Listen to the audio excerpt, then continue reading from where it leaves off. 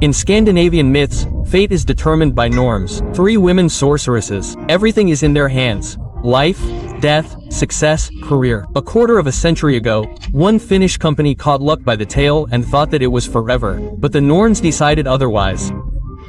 Today we will talk about the Nokia brand and why it is no longer with us. Nokia is a negative word. There is no need to specify what this company produced. Everyone already knows mobile phones, but in fact, it would be worth specifying, because the company, firstly, was founded in 1865, when no one could even imagine any mobile phones, and, secondly, it still exists perfectly well without any phones. This year, by the way, it has an anniversary. 160 years ago, mining engineer Fredrik Idestam and his friend Leopold Mechelin received permission to build a mill in the Finnish town of Tampere. Both belonged to the influential layer of Finnish Swedes. The mill was needed to make paper. Things were going well, and after 3 years the partners bought land for a second enterprise on the banks of the Nokia Virto River.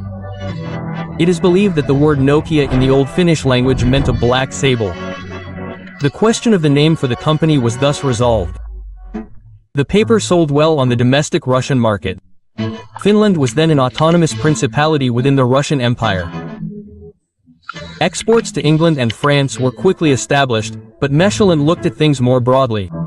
He proposed, in addition to paper, to engage in high technology, that is, the production of electricity.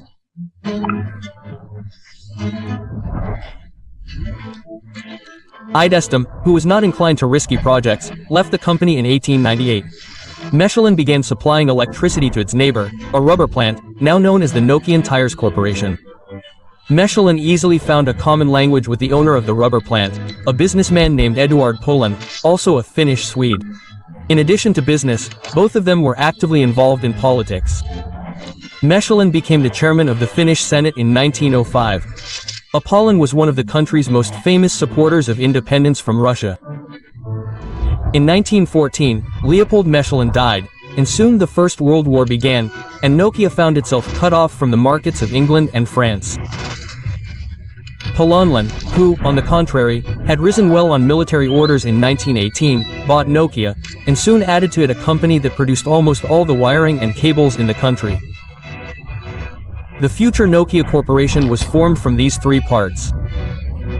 Already in 1930, the conglomerate acquired such weight that the town where it was based was renamed Nokia. But we are interested in the telecommunications division of Nokia, founded in 1960 by its future president Björn Westerlund. The new division immediately received the most profitable government contracts. It was engaged in data processing for the Finnish public sector, and also developed industrial computers. In the early 60s, Nokia began working for the Finnish defense industry. The predecessor of the mobile phone was the radio telephone, developed in 1963 for the army. In 1968, the Finnish government first thought about creating a national radio telephone network. It was a practical necessity. 75% of Finland, as you know, is dense forests plus 200,000 lakes. It is impossible to pull a wired connection in such conditions. In the second half of the 70s, Nokia created several joint ventures with telecommunications companies. In 1979, on the basis of these partnerships, the Mobira company appeared, which was engaged in the development of mobile phones. In 1982, Nokia developed the world's first car mobile phone Mobira Senator weighing 10 kilograms.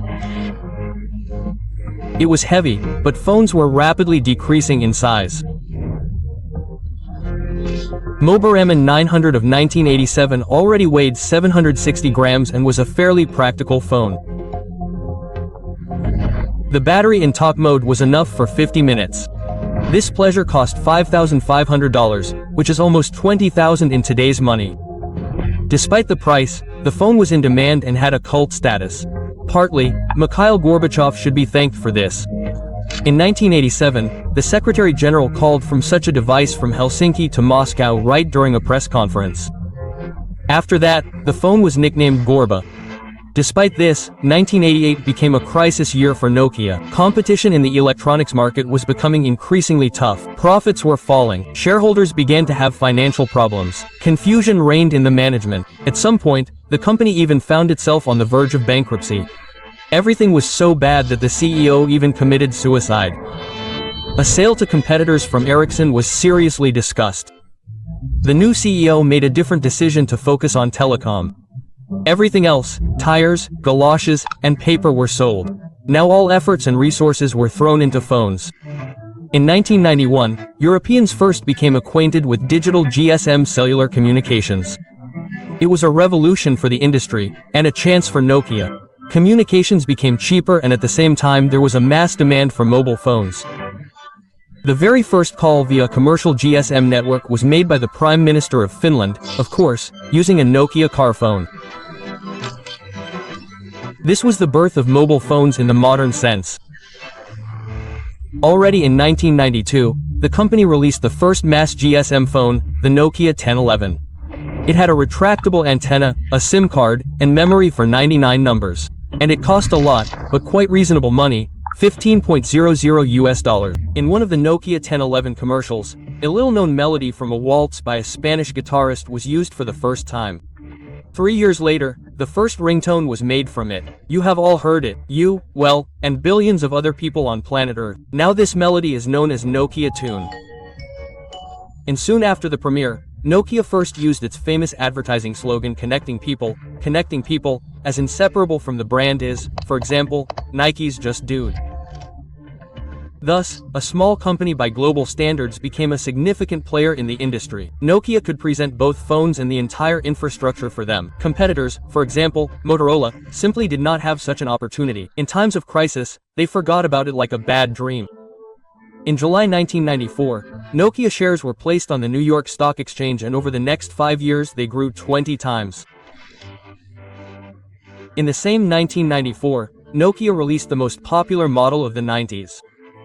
Nokia 2110, which sold 20 million copies. In Russia at that time, it was the favorite phone of bandits and businessmen. In general, Nokia immediately strengthened its position on the Russian market. Back in 1989, an agreement was signed with the Finns to provide Moscow with mobile and paging communications. And in September of 1991, the mayor of St. Petersburg, Anatoly Sobchak, made the first call in Russian history on a cell phone. Called his colleague, the mayor. In 1996, Nokia created the world's first smartphone, the 9.000 communicator, faxs, calendar, email, web browser, and all this in a phone. Well, back then, it looked like something from outer space. Nokia was unstoppable. Progress was rapid. Each year brought something new.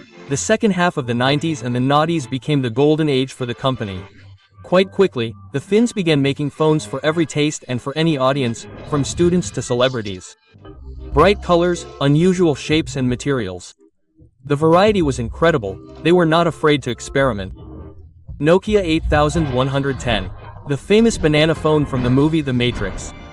Nokia 5100 with interchangeable panels for every taste. Nokia 7280 stylized as a lipstick tube. Nokia Engage looks more like a game console than a phone. These are just the most obvious examples. Well, the Nokia 882, a metal slider, became a symbol of success and a dream of aspiring businessmen. Well, that was not the limit of luxury.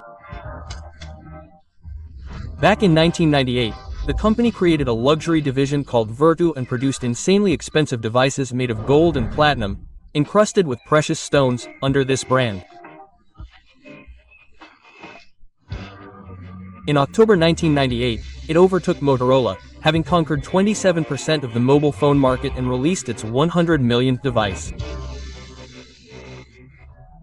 By the end of 1998, Nokia Corporation had 26 enterprises, 44 research centers in 12 countries and 45,000 employees. Sales in 1998 amounted to, think about it, $16 billion. In 2000, the Nokia 3310 model appeared. The famous indestructible brick in a shockproof case. It was a meme phone, a Fanita. 120 million of them were sold worldwide. The record was broken by inexpensive Nokia 1120 and 1110 phones, which sold 250 million units each. In 2001, Nokia showed the 7650 model with a camera that could take photos and videos on its own Symbian operating system. It is not possible to list all the iconic Nokia phones here. For example, in 2005 alone, more than 50 models were released. By the end of 2009, Nokia's share of global mobile phone sales was a gigantic 40%, and its staff was 130,000 employees. When asked what phone you have, people answered with 4 digits, and everyone knew that they were talking about a Nokia model. And then a reasonable question arises. Where did it all go? After the mega-successful years of 2007-2008, when the company's turnover reached $50 billion, a decline began. 2007 is the year the iPhone was born. Of course, it was not a competitor to Nokia, which sold every second phone on the planet. But Steve Jobs correctly assumed that the future of industries was in operating systems and applications, not in bright cases. Surprisingly, Nokia, which created the first smartphones, did not understand this in time, and when it did, it was too late. The Finns tried to modernize the outdated Symbian, while simultaneously developing their own alternative to iOS and Android. Nokia despised competitors. For example, one of the Finnish top managers in an interview compared manufacturers who switched to Android with the boy from the Finnish parable who wet his pants to warm up in the winter forest. In 2010, Stephen Elop, an experienced top manager who had previously worked for Microsoft for several years, was invited to save Nokia. A year later, the company announced a partnership with Microsoft. New Nokia smartphones from the Lumia line received the Windows Phone operating system. This step turned out to be suicidal. Users preferred Android and iOS simply because they had more apps. But no one wanted to develop an app for Windows Phone because there were few users. It was a vicious and hopeless circle. In mid-2011, Nokia announced losses for the first time since the late 1980s crisis. Sales fell by 20%. The following year, the company lost its top spot in mobile phone sales to competitors from Samsung. In 2012, it had to seriously optimize costs, sell the luxury division to Vertu and fire 10,000 employees worldwide. The collapse was swift. In 2013, Nokia's main division was sold to Microsoft for a surprisingly low price of $5.5 billion. It was assumed that Mobile Nokia, renamed Microsoft Mobile, would allow Microsoft to compete on equal terms with Apple and the iPhone. But nothing came of it. Already in 2016, the license for the Nokia brand was sold to the Finnish company HMD Global, which consisted of veterans of the old Nokia. By this time, there were no traces of the former pathos.